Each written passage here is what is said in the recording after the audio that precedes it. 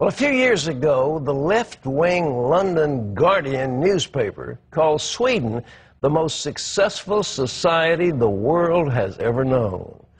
Ooh, that does sound like hyperbole. Certainly today it does. Sweden is being rocked by an influence you would never expect. The growth of radical Islam. Dale Hurd has this amazing story. Sweden's third-largest city, Malmö, sits just across the water from Copenhagen, Denmark. To visitors, Malmö seems quiet, nice, maybe a little boring. In other words, quintessentially Swedish. But under the surface, Malmö has serious problems.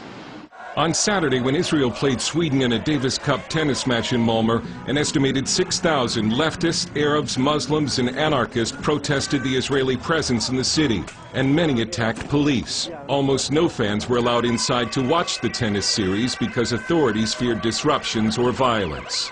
Massive immigration has made Malmö today 1/4 Muslim and stands to transform it into a Muslim-majority city within just a few decades. One of the most popular baby names is not Sven, but Mohammed. Pork has been taken off some school menus. Want to learn to drive? Here's Malmö's own Jihad driving school. And despite Malmö's usually placid appearance, this experiment in multiculturalism has not gone well. This is the Rosengård area of Malmö, a housing project where the radicalization and crime have exploded, and fire and emergency workers will no longer enter without police protection. Immigrant unemployment in Rosengård is reported to be 70%. An immigrant-fueled crime wave affects 1 of every 3 Malmö families each year. The number of rapes has tripled in 20 years. And the crime wave has only accelerated a Swedish version of white flight from the city. Malmö has been so accommodating toward immigrant Muslims that a local Muslim politician and imam has even declared that the best Islamic state is Sweden. But don't ask Malmö's Jews to give the city the same glowing assessment. Jews who dare walk the streets wearing their yarmulkes risk being beaten up. And it's true. Jews cannot walk in the streets of Malmö and show that they're Jews. Lars Hedegaard lives across the water from Malmö in Copenhagen, where he was a columnist for one of Denmark's largest newspapers. He says peaceful pro-Israeli demonstrations in Malmö, like the ones during the Gaza war earlier this year, were met with rocks, bottles, and pipe bombs from Arabs and leftists. I was there for a demonstration, a pro-Israeli demonstration with about 400 or 500 people. Jews, non-Jews, and I came over to cover it. The police allowed these, say, 100 Palestinians and Arabs to shout and threaten and throw bombs and rockets at us. A homemade bomb landed about 10 yards from me, went off with a big bang, and I thought, well, now the police, of course, is going to jump these guys, get them out of the way. They didn't. Just let them stand there.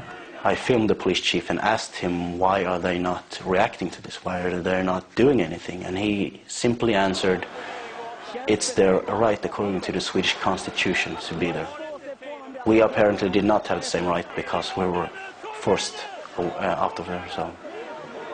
Swede Ted Ekeroth helped film the Arab left counter-demonstrations. He saw Arabs throwing rocks at a 90-year-old Holocaust survivor. Hopefully you can show some of the clips from our manifestation for Israel, which is always peaceful and always with a message of peace. And theirs is always the quite opposite: death, hate, and killing of Jews. And like all over the Western world, Arab and Muslim immigrants, along with some leftists and anarchists, have formed a political alliance against Israel and Jews. They demonstrate together, and in Sweden they vote together. Muslims and Arabs are a core constituency of the left. The immigrant issue is a big reason the right-wing Swedish Democrats are the fastest-growing political party in the country. Mattias Karlsson is the Swedish Democrats' press secretary. In many parts of Sweden, people are, as I said, fed up and they've been pushed too far and they want to make a stand. But the Swedish Democrats, who stand for traditional Christian values and limits on immigration, have been stigmatized by the Swedish media as fascist and bigoted. The media has tried to portray us as extremists, racists. We're almost inhuman. Eric Almqvist, national youth leader for the Swedish Democrats, faces regular death threats and was almost killed recently in a left-wing knife attack. The multicultural system in Sweden has polarized the society. We have an ethnic polarization, we have also a political polarization. Hedegaard says as Malmö goes, so goes Sweden. I think the best prediction is that Sweden will have a Muslim majority by 2049. So we know where that country is going. CBN News was unable to get a response from Malmö's mayor, Ilmar Reepalu, but he told a Swedish publication he does not think anti-Semitism is greater in Malmö than in other Swedish cities, and said that harassment of Jews is, quote, not good. CBN News asked a number of Malmö Jewish leaders to appear on camera to discuss anti-Semitism. They all declined, with one saying it would only make the situation worse. Dale Hurd, CBN News in Malmö, Sweden.